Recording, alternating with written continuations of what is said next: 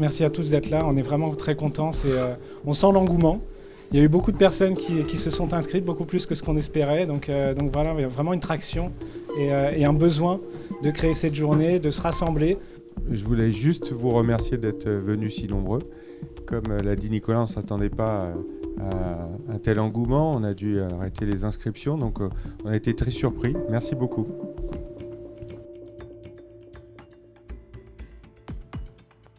Les oligonucléotides thérapeutiques, c'est un domaine qui est en pleine effervescence. Le témoignage du succès de cette première édition est assez clair, à la croisée aussi des mondes que vous représentez, de la biologie moléculaire, de la chimie, de la médecine de précision et puis évidemment de l'innovation thérapeutique.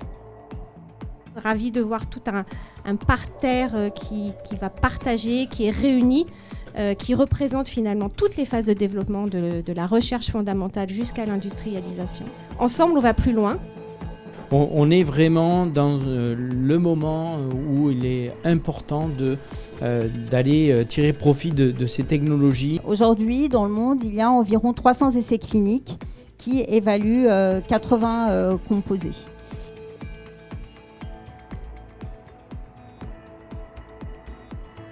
Il y a eu beaucoup de succès, il y a des médicaments, il y a beaucoup de développement clinique autour des oligonucléotides et il y a encore énormément de marge de progression possible pour les oligonucléotides.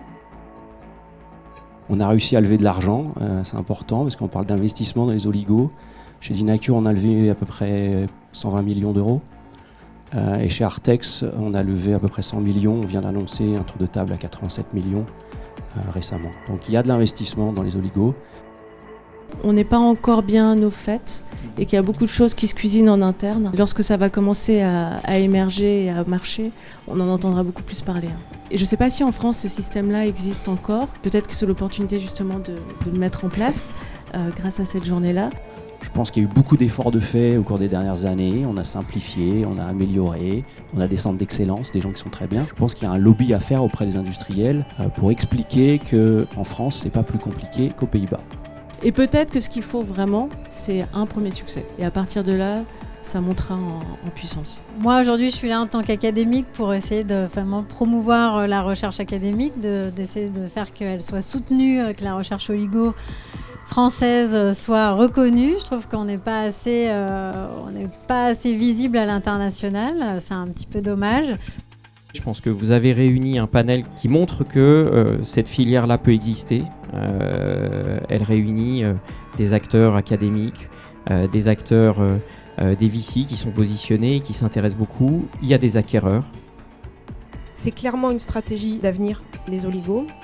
Parce que ça permet pour des maladies génétiques qui n'étaient pas adressables par d'autres molécules, d'autres modalités thérapeutiques, de pouvoir avoir des solutions. Donc ça, c'est la première chose. Donc évidemment, c'est une stratégie d'avenir.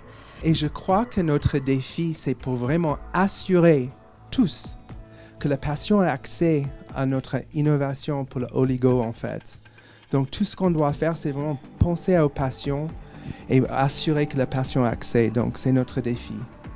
Ensemble, on va le faire. Et je pense qu'il y a peut-être un lobby de la communauté qui est en train de se créer ici à faire auprès de l'État pour faire comprendre qu'il y a un train à prendre en marche. Et l'idée, c'est de structurer une filière de la recherche à l'industrie. Cette journée-là, elle doit servir à rédiger une note synthétique avec quelques propositions bien senties qui seraient à pousser au gouvernement le plus vite possible. C'est le moment. Rendez-vous l'année prochaine. Rendez-vous l'année prochaine. On a une belle feuille de route qui est écrite, qu'on va écrire, qu'on va continuer à remplir. Et puis voilà. Merci beaucoup pour tous.